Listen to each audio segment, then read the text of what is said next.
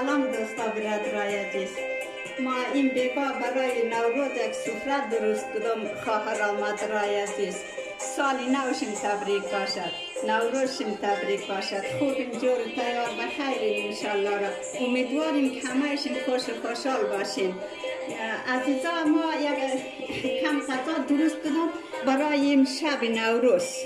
چای صبحش هم درست کردم امرای شما عزیزان شریک ساختم. یک سفره امشب که درست کردم برای نوروز خواستم امرای شما دوستا عزیزانم شریک کنم.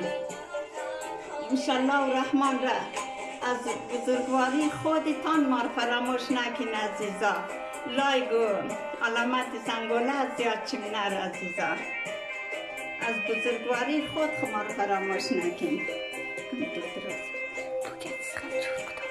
عزیزان این چای بعد از غذا درست کردم که این رسمه که کیک می خسته و پسته بعد از غذا 100% واجبه. دیگه برنج درست کردم، خورما درست کردم، ماست درست کردم، سلات درست کردم، میوه که واجبه بعد از غذا میوه درست کردم عزیزا. خدا نکنه بسین که شما عزیزا دوستای ما باید.